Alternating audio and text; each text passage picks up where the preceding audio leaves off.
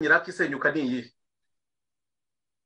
niyo byo kuvuga ngo abafite Iraki bavuga ngo ni axe d'imari, ni ukuvuga ngo ishyigikiye terorizme kimwe na za Kore du Nord impamvu zo gushakisha n'ijisika, impamvu nyayo aba ariyo tugarukaho yatumye basenya Iraki ni peteroli yo muri Kuwait. Hari ikindi se? peteroli yo muri Kuwait Saddam yaragiye nawe kwifatiraho. ariko icyo nongeraho ni uko ibyo barabikoze kiriya gihe, ariko ntabwo bashobora kubikora buri gihe. uyu munsi icyo gihe babikora Russia yari uyu munsi Russia iri he? Ibyo turaje hari ibintu utagereranya. biriya barabikoze kiriya gihe rwose bavuna umuheha biyongera. uyu munsi bafite umwanzi ukomeye.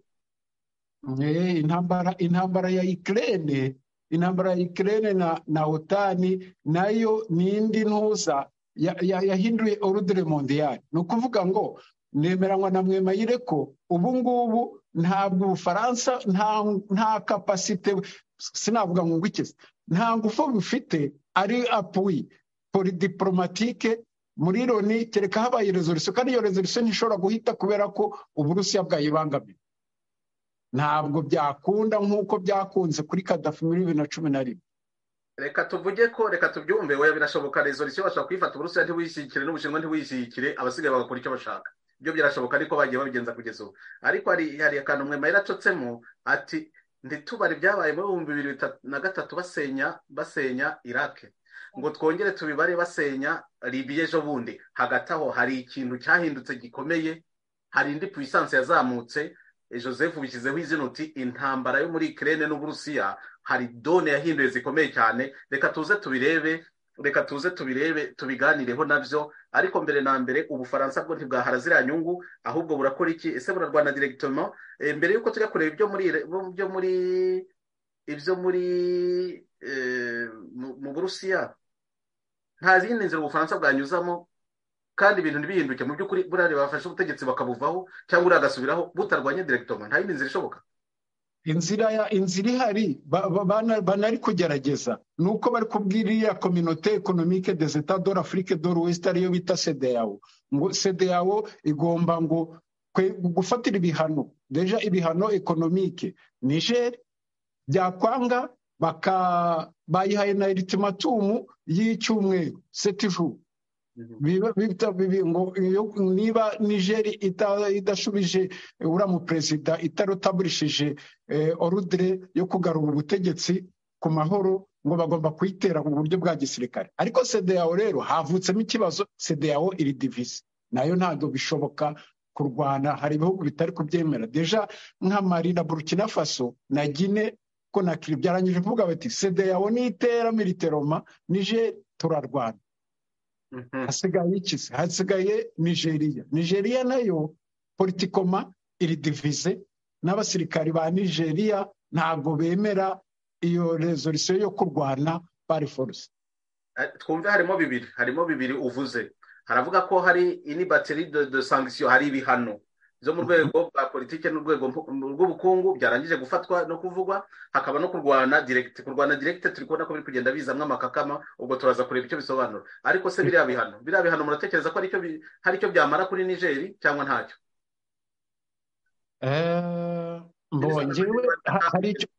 hari icyo biramara kuri Niger, kubera ko sanction économique zirakomeye, kubera ko Niger ni igihugu gikennye. sinzi niba, ariko ntago nahita nemeza ko Niger irahita iba febrile ku buryo iravuga iti noneho reka dusubize mu buryo uko ibintu byari uko mubyifuza. irabanza ihanyanyaze, wenda hari n'ibindi bihugu bishobora kwintervona, simbizi, kubera ko ntago byaba bibaye kuri Niger gusa. n'Uburundi bwagize ingorane muri 2015 bugira ibihano sanction économique, burahanyanyaza bubisohokamo. wenda nuko tutagereranya ibintu neza gutyo, ariko Niger ishobora gusufura. sinzi niba hari ibyahinduka igasubira ikavuga iti icyemezo nafashe cyo gukoraho perezida nisuriyeho, ntabwo mbizi, ndifashe, singiye guhita nemeza ko yahita icika intege ako kanya. Abanyarwanda abanyarwandakazi namwe mukunda ibiganiro bya Sinijuru TV turi kuganira ku bintu bikomeye ku kibazo gikomeye cyo muri Nigeri isa n'ihanganye n'Ubufaransa bwari bufite inyungu zikomeye muri Afurika kandi bukaba bwari bushinze ibirindiro muri Nigeri. Iriya kudeta rero yahungabanyije uko ibintu byari bisanzwe bigenda. Abafaransa barakora uko bashoboye ngo buriya butegetsi bw'abari abasirikari buveho hasubireho perezida bumvikana na guverinoma ye, ariko inzira ziragoye. Turi kwibaza niba Ubufaransa buri burwane mu buryo bwa gisirikari cyangwa se niba hari inzira bari bukoreshe yo kurwana cyangwa niba hari ibindi bishoboka, hari izindi nzira zishoboka. Ubu tugeze ku bihano Nigeria yarangije gufatirwa. Ese ibyo bihano byonyine birahagije ngo bigamburuze bariya bategetsi bashyashya bariho bifuza impinduka? Reka twumve minisitiri w'intebe uko abivuga. We wari minisitiri w'intebe kugeza ubu ngubu kuri perezida wahiritswe. Reka twumve we uko abivuga. Joseph uraduhindura mu Kinyarwanda. Porte beaucoup de soutien, particulièrement en ce qui concerne le dernier semestre de l'année. C'est un semestre que nous bouclons généralement avec les aides budgétaires qui nous proviennent de l'Union européenne, de la Banque mondiale et du FMI en particulier, ainsi que de l'Agence française de développement. Donc, renoncer à ces appuis, c'est se faire harakiri. Et pour le pays, nous pensons que ça sera une catastrophe. Et dans ce sens, nous lançons vraiment un appel aux uns et aux autres de regarder l'intérêt du pays, de mettre de côté les intérêts particuliers, parce que, avant tout, c'est le Niger que nous chérissons. Dans la question de l'international et des partenaires internationaux, évidemment, la France prend une place de choix. Et prononcé par la CEDEAO et l'UMOA, je connais la fragilité du Niger, je connais le contexte économique et financier du Niger pour avoir été ministre des Finances par le passé, mais aussi de par de mes fonctions de Premier ministre. C'est un pays qui ne pourra pas résister à ce genre de sanctions. Sur le plan économique, ça va être une catastrophe. Sur le plan social, ça va être une catastrophe. Parce que le Niger, c'est un pays qui compte beaucoup sur son partenariat international avec les pays amis, avec les institutions internationales qui lui apportent beaucoup de soutien. Particulièrement en ce qui concerne le dernier semestre de l'année, c'est un semestre que nous bouclons généralement avec les aides budgétaires qui nous proviennent de l'Union européenne, de la Banque mondiale et du FMI en particulier. Minisitiri Joseph, wumvise ibyo Minisitiri Mahamadou ni wari minisitiri w'intebe wa perezida Mohamed Bazoum yatowe ku itariki ya 21 z'ukwa kabiri mu w'ibihumbi 2021 ubwo yari amaze imyaka 2. Minisitiri w'intebe rero yari Paris avuga biriya bihano, avuga kuri biriya bihano. Abivuze ngo iki? Avuze ko bimeze bite, ko abibona ate? Abivuze nk'umuntu wanagize experience yo kuba minisitiri wa ekonomi, aravuze ati igihugu cya Nigeri ni igihugu kidepanda kuri aide budgetaire iva hanze. Uvuga ngo les institutions internationales, iriya miryango mpuzamahanga, FMI, Banque mondiale n'ibihugu bindi, biramutse bifashe ibihano, ntabwo Niger ishobora kuresista n'akanya gato kuri ibyo bihano. Yahita ni nk'aho ngo twahita dupfa. Mu by'ukuri ndezimye mvuze muri make ijambo rye, ni ukuvuga ngo ntabwo Niger ishobora kubaho idafite inkunga ikura mu bihugu cyangwa se muri za institution international. Niger nubwo yari igihugu giproduiza kifite ya uranium ingana kuriya, ni igihugu bakenesheje, ni igihugu cyakennye. Minisitiri w'intebe aravuga ati biriya bihano ubwabyo babafatiye bya ekonomi, kubafungira ubwabyo baramutse koko babishyize mu bikorwa, Niger ntiyabaho. Akoresheje ijambo ngo byaba ari ni catastrophe sociale, ni catastrophe économique. Wenda wavuga uti nuko ari minisitiri w'intebe ari guhamagara kugira ngo babafashe bongere basubire ku butegetsi, bongere amahanga bafashe kugira ngo perezida wongere agaruke bongere basubirane ubutegetsi. Mwe mayire hari icyo ushaka kubivugaho kuri biriya yavuze ati ntabwo Niger yabaho idafashijwe, nuko twabagaho nuko twiberagaho mu yandi magambo. Urakoze, ngewe ndanyuranya cyane nawe, ndanyuranya cyane n'undi muntu utekereza ko nimba abantu bari baguhaye serumu ugomba guhora witwararitse kugira ngo batagukuraho serumu. ndavuga serumu nk'iyo kwa muganga. Nta kurama kudapfa nayivana. Njyewe ndemeranya n'abayikuyeho, baremera bashaka ubundi buryo babaho. Nturanye n'igihugu cya Zimbabwe cyageze kuri iyo revo. Ariko aho kugira ngo uhore ufite ubwoba ko bazagukuraho serumu kandi n'ubundi nta mwuka ufite, ubwawe ntiwahumeka, ngo kugira ngo ubeho bazakomeza baguhumekere mu mwuka artificiel, njye nahitamo ko babikuraho. Rero ngarutse gato, ibyo bihano nubwo bikomeye ariko hakomeye nyine, abanyarwanda baravuga ngo hakomeye niho hava amakoma. Byanze bikunze abafashe kiriya cyemezo ntabwo bari gusubira inyuma, cyane cyane ko banasubiye inyuma nta nyuma bafite, ntaho bajya. Ibihano rero byafashwe ntibiga kugenda nk'abavunitse. Njye niko numva bari bugende nk'abavunitse, kubera ko abaturage bose barabyanze, n'ubundi ntibariho, nabo bari kwivugira ko batariho. Ubwo batariho rero njye ndabona bafashe kiriya cyemezo, bagifashe bazi neza igihugu cyabo, ntabwo uriya premier ministre ari ubizi kubarusha. We by the way yabaga hashyushye, bo basanzwe bananyagirwa, ahubwo barakaza bote bajyagirwe bya nyabyo. Rero ibihugu byari bibashyigikiye cyangwa bibashyigikiye birabashyigikira kurushaho, ariko gusubira inyuma nawe urabyumva. Umusirikare wamaze gufata imbunda akiyemeza biriya, none se ubundi uwo muperezida wamusubizaho abaturage bose batamushaka, abasirikare batamushaka, baramukorera n'ikindi gisirikare. Aho rero harakomeye, ibyo uri kuvuga birumvikana. Abanyarwandakazi twebwe turi gusesengura hano, turi gutekereza nk'abanyapolitiki. Pozisiyo yamwe Mayire murayumva, aravuga ati bariya abaturage bari bakwiye gukomeza rwose bagakaza umutsi, niba ari ugusonza bagasonza, n'undi bari barashonje bakabigeraho. Premier Ministre wari uri kuvuga ati reka mu buyobozi bw'igihugu abayobozi bo babona ibintu ukundi, kuko niba na ya serumu babonaga batakiyifite, ese abaturage bazabihanganira? Dore kimwe muri ibyo bihano rero cyarangije gukora ishyano. Kimwe muri ibyo bihano ni ikibazo cy'amashanyarazi. Amashanyarazi ubu no muri perezidanse nta mashanyarazi bagifite, nibura igice kinini. Kubera iki? Mu mibare ntabwo ndi umuhanga mu byerekeye ingero z'amashanyarazi, ariko ibimenyetso by'umuriro watangwaga na sosiyete y'amashanyarazi muri Niger yitwa Nigereke iravuga ko raporo mu 2020 nigura mu mwaka wa 2020 iravuga ko bari bafite ibipimo bya harya babyita gigawate, ni gigawate bashyira mu gihugu 1439. Nubwo tumva neza icyo bivuga, ni ubushobozi bw'amashanyarazi ubwo ngubwo. Mufata uwo mubare ngo 1439 gigawate bakwirakwizaga mu gihugu hose. Ayo mashanyarazi aturuka he? Muri icyo 1439, 1107 ni ukuvuga 76.86 by'amashanyarazi Niger icana byavaga muri Nigeria yayakubye. Nigeria iyobowe n'iyobora wa muryango witwa CEDEAO uri gushyiraho biriya bihano, yayakubye. Ngicyo gihano cyonyine Minisitiri Mayire, amashanyarazi 76% bayakubye mu gihugu. Biragenda bite?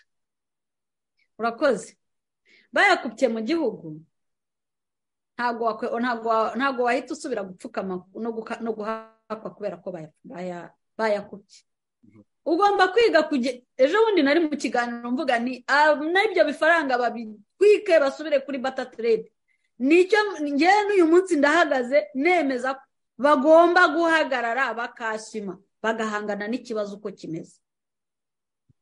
Abo baturage rero n'abategetsi muvuga ngo ntago babyihanganira, batabyihanganira barakora iki? Barashaka ubufasha ubwo aribwo bwose muri ibyo bihugu bikibashyigikiye. Amashanyarazi ntabwo ari cyo kibazo gikomeye bafite. Babakupiye amashanyarazi, yes, ndabyemera. Nabo nibakupe ya uranium ku Bufaransa, bayikupe 100% bakinge. Ubufaransa bugomba gupfukama. Reka tugaruke. Abanyafurika tumenyereye kubaho mu mwijima. Mwese simvuze ngo mwese, ariko ngewe nzi ko abantu benshi bavukiye mu cyaro, nta mashanyarazi yabagayo. Uyu munsi hari ubundi buryo bwo kwiyaranja, bwo gukoresha za solar, bwo kugira gute. Ibihugu baturanye niba byo bitakupiwe birakora uko bishoboye. Abaturage nibashaka nibashaka abaturage bahunge bose, hasigara abasirikare mu gihugu. Ariko icyo navuga, ngewe biriya byabaye nakwemera kandi ndahamya no ko abasirikare ariko bari bubigenze barahagarara ku kibazo uko kiri ariko ntabwo bari buvuge ngo tuzanye wa muperezida bamushubijeho ntabwo biri bubi mwumve point of view ya Minisitiri Mwemayire ari kuvuga nk'umuturage w'umurwanashyaka wifuza ko ibintu bihinduka cyangwa se umutegetsi w'umurwanashyaka wifuza ko ibintu bihinduka. Minisitiri Joseph, gukupa amashanyarazi kuriya 76 bivuga iki mu gihugu? Ingaruka ni izihe? Nyakubahwa perezida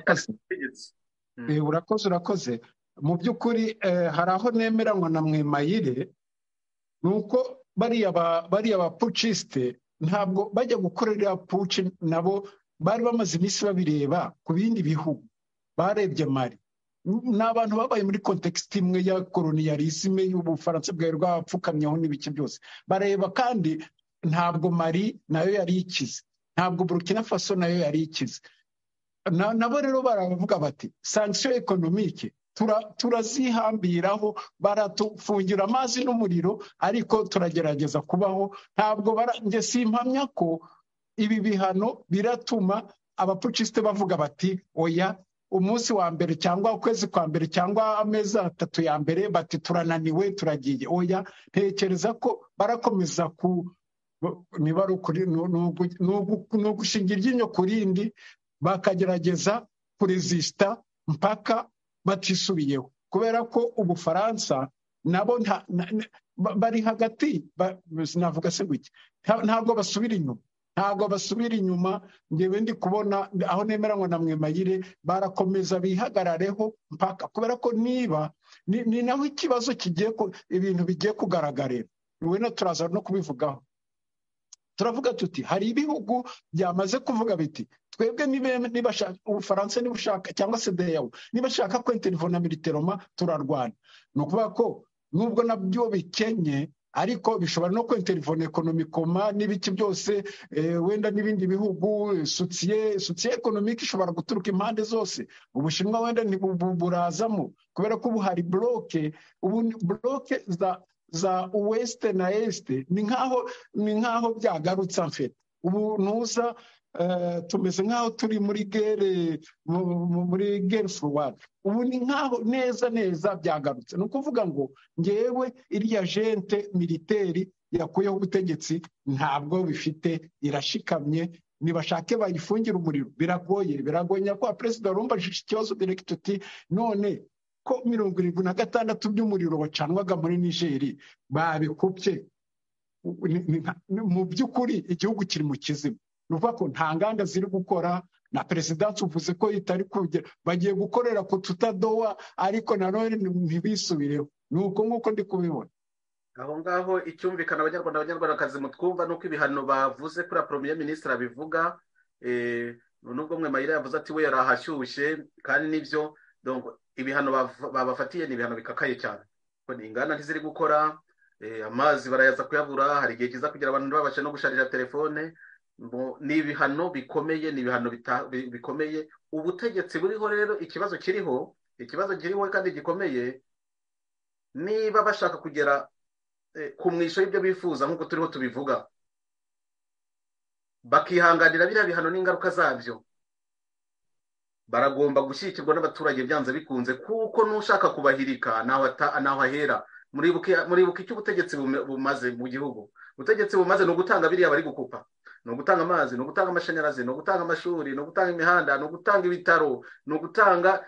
Uri ubutegetsi udashoboye gutanga ibyo, muba mwijiye mu bihe bidasanzwe. Aho ngaho niho umukino ukinirwa. Reka twumve perezida mushya uko abivuga we, uko abibona. Mwumve niba ari guhuza, tuvuge nka kuri Mwemayire bivuga na Minisitiri Joseph, perezida we ari kubivuga ngo iki mu by'ukuri.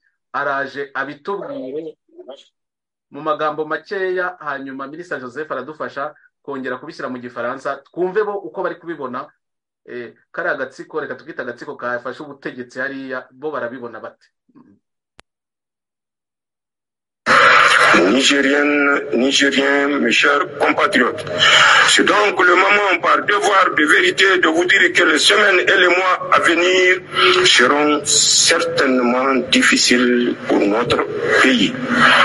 Ceux qui s'opposent à nous sont sans limite lorsqu'il s'agit de défendre leurs intérêts égoïstes. Ils ne s'arrêteront que face à la ferme détermination du peuple nigérien à défendre ses intérêts et sa souveraineté. Ils ne s'arrêteront que face à un peuple uni et solidaire mené par des dirigeants patriotes. Ils ne s'arrêteront que face à notre résilience et notre engagement à défendre notre dignité, notre liberté et notre pays. Alors, s'ils devraient aller jusqu'au bout de leur Joseph, twumvise ibyo yavuze perezida mushya. ibyo yavuze mu magambo make aravuze ati mwa baturage mwe ba Nigeri bo muri Nigeri mumenye ko ibihe turimo birakomeye, les mois et les jours à venir sont difficiles, seront difficiles. Ngo ariko birasaba ko abaturage iby'ingenzi ubivuze mu gifaransa n'ubivuze mu kinyarwanda. ni ukuvuga ngo iminsi n'amezi biri imbere birakomeye, birasaba kwihangana no gukanda umutsi no gushyira hamwe kw'abaturage ba Niger. Tugomba kurwana ku busugire bwa Niger, tukarwana ku busugire bw'igihugu cyacu, tukarwana kuri dignité, tuvuga ngo kwishyira ukizana kwa Niger. Hari akantu nkongereraho, aravuze bariya duhanganye nta kintu bahagararaho na kimwe badashobora gukora bakurikiye ngo iki les intérêts égoïstes. Babo duhanganye iyo bakurikiye inyungu zabo zo mu nyungu za byari twavugaga byose ntacyo bagarukiraho, ntacyo batakora. Ati ikintu kizabahagarika ni kimwe gusa gishobora kubahagarika ngo ni iki, ni uko twihagarika determination y'abaturage ba Niger. Muri ya disikuru y'iminota mikeya rero inshuro yavuze ngo Nigeria ni nka 50. Niba ari guhamagara yatangiye guhamagara rubanda, yatangiye kubona ko ibihano bikaze, ariko hagati mu minsi iri imbere biraba bikaze byose bagiye kudukupira, tugiye guhura n'ingorane. Kandi bariya mumenye ko ntibajye bahagarara iyo bakurikiranye inyungu zabo. Dore rero we uko ari kubibona ati dore igisubizo aho kiri. Minisitiri Mwemayira nicyo agiye kubivugaho. Njyewe icyo nshaka kuvuga ni kimwe, nubwo bakajije ibihano kuri Niger nayo yabikaza ku Bufaransa. Ni 50-50. Bayikajijeho ibihano nayo nifunge, kandi ifunge n'imfunguzi zijugunye kuri iriya iranium. Niyifunga Ubufaransa nabwo bushatse bwajya ku mavi. Why not? Kuki bwo butajya ku mavi ko nabwo hari icyo bukeneye hariya kandi gikomeye, bwose bwamara igihe kingana gute butayifite. Hari yavuze rero hari igisubizo ni naho hari ikibazo gikomeye, kuko biriya ntibidepanda kuri karagatsiko kafashe ubutegetsi gusa. Niyo mpamvu perezida yamanutse no kubwira abaturage ati bariya abantu ntacyo bagarukiraho. Mu biri ibyo nuvuga ko n'indege zishobora guhaguruka zikabarasana, byarabivugamo kandi birashoboka, nkuko twabivuga muri Libya byarabaye, muri Iraq byarabaye. Abafaransa ntibumvikana n'Abanyamerika kuhindura Niger umuyonga yo ni ngaka kanya babikora rwose. Aravuga ati byose ntacyo batagarukiraho, ntacyo batakora. Atariko nitwihagararaho twebwe, wagira ngo Mwemayire niwe umugira inama, nitwihagararaho tugakaza umutsi mukabikomeraho birashoboka. Ariko nyine hariya niho hari ikibazo, kuko Abafaransa badashaka kurwana n'abandi, bashobora no kunyura mu zindi nzira. Izindi nzira bashobora kurwana batanarwanye kandi bikumvikana. Uko kurwana kwaba nk'ukuhe? Hari icyo nongeraho ku byo Mwemayire avuze, nanone nshimangira. Ni ukubera ko ni ukuvuga ngo hari ingamba deja karagatsiko, ndi kwita agatsiko mu mbabarire, kafashe ubutegetsi. Batangiye kuvuga ko ingabo z'Abafaransa ziri muri Niger ya base bagomba kugenda. Iyo nizo ni ingamba za mbere. Nabo bari kuvuga bati mugende muva aha ngaha. Ubwo ni ukuvuga ngo n'inganda, hari uruganda nyakubahwa perezida, hari uruganda rwa entreprise y'Abafaransa ikomeye yitwa Areva yacukuraga iranium, nayo bashoburiye muri economy bagiye kuvuga bati muhagarare ibinombe mwacukuragamo, muhagarike na cooperation tugishaka gukorana nabo. Ukuvuga ko niba Abafaransa bagiye gukaza umurego mu bihano, n'abafashe ubutegetsi nabo ibyo barakora, ntabwo barasigara bicaye gusa bari gukurozerebura ngo reka duhangane n'ibyemezo mudufatiye. Oya, nabo barafata ibyabo mu biri mu bushobozi bwabo. Biragaragara ko ari byo barimo. Icya mbere bakoze ni ugufata ubutegetsi, ibyo babikoze. Reka tugaruke ku Bafaransa kuko niho ikibazo kiri. Abandi bo babikoze, bashyizeho ubutegetsi, bafite icyo bashaka, byo byagaragaye. Ariko Abafaransa nyine mu kudatakaza bya bindi, perezida ari kuvuga ngo ntacyo bagarukiraho iyo baharanira inyungu zabo. Aho ni ingenzi cyane. Ntacyo bagarukiraho. Kereka icyabahagarika twebwe tugize determination, kandi murabizi ko aho ngaho reba biwacu iyo turi gukora politiki turagira ngo duhanganire akaragatsiko habonekamo amajwi angahe, nabirirwa badutuka bakareka kurwanya agatsiko akaba ari twe baza kurwanya. Ndi mubibona buri munsi. Muratekereza ko abaturage bari kugira ngo abantu bafashe ubutegetsi ubwo turabyemeye, ntaho Abafaransa bakwinjira cyangwa se n'abandi bareka tureke Abafaransa, ntaho abandi bakwinjirira bakagamburuza akaragatsiko, ntaho mubona mwebwe? harahari kamwe mayirewe. Njye mfite n'ikindi kibazo, nubwo twibaza ku byo Abafaransa bakora, ahubwo Abafaransa bo baresista bingana iki babuze iyo uranium? Bo bamara igihe kingana gute badahungabanye babuze iyo uranium? Nimba nabo ariyo bakoresha kugira ngo bakore amashanyarazi, bose nta kibazo bafite, nubwo bagomba kuza kurwana yenda kubera izo nyungu zabo, bafite stock ingana iki itashira mu gihe baba batari kubona ibishyashya. Ntabwo ari bo honyine bakurira uranium, ariko aho ukuriye ubuntu niho heza.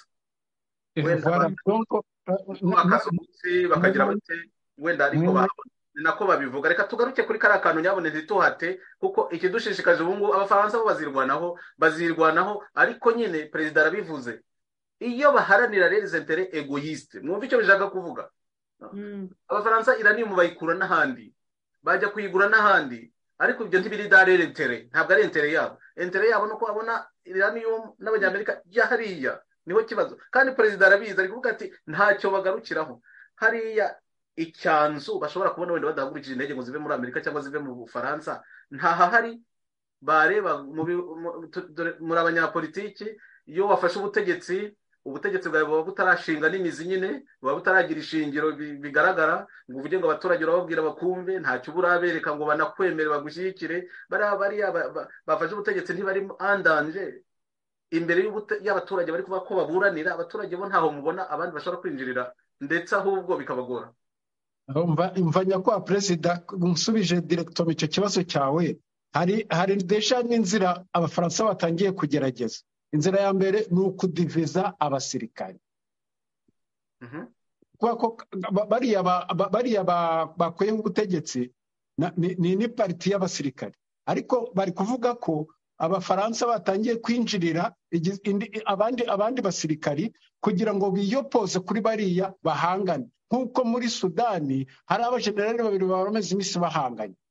Ibyo ngibyo ni ibintu bishoboka, ariko se simbizi, ntabwo ngewe niko kwa kundi navuze nti hari probability.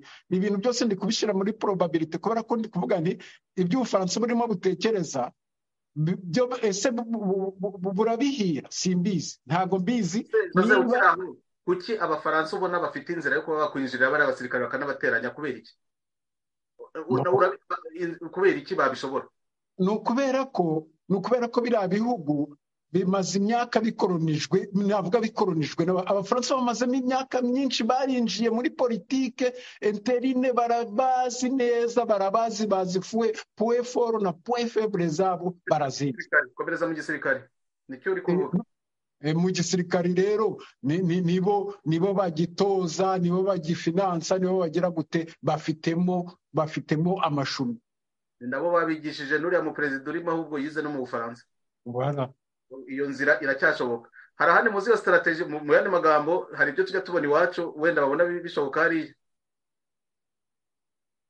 Ujya ubona nta gihugu kijya gitera ikindi kandi atari cyo cyagiteye, ntabyo ujya ubona.